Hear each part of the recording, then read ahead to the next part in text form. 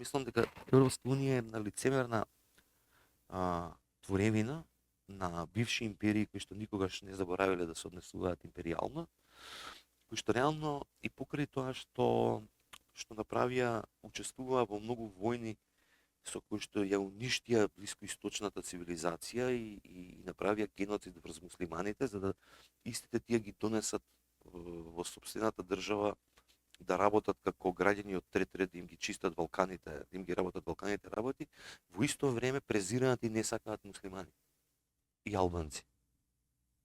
Ова мене не ми веруваат многу, ама ја мислам дека е така, дека едноставно не ги сакаат, него се лицемерни.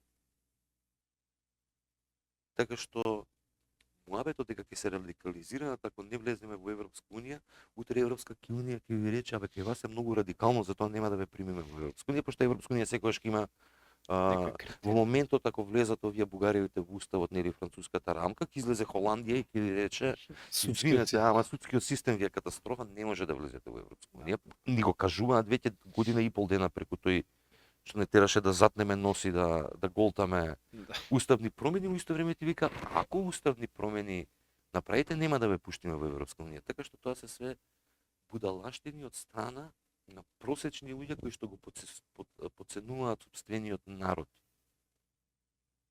И јас сакам држава во која што ќе си ги вратиме македонците, албанците, србите, турците што избегале од оваа држава.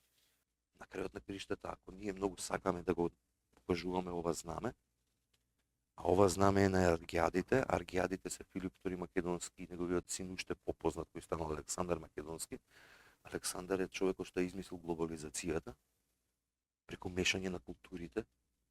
До таа мера отишол тој, што по заповед биолошки ги мешал, затоа што знаел дека што поизмешан ген тоа подобро и поквалитетно. Така што ние македонците природно, ако сакаме да се повикуваме нели на историјата, ние природно сме мешани и сакаме и функционираме така. Значи ние сами во себе сме мешани. Затоа викам, како викаше, имам другар еден Петар, вика, македонец не се раѓаш, македонец се станува. Треба да се кренеш малку над идентитетското, националното, секојдневното и да се наречеш македонец.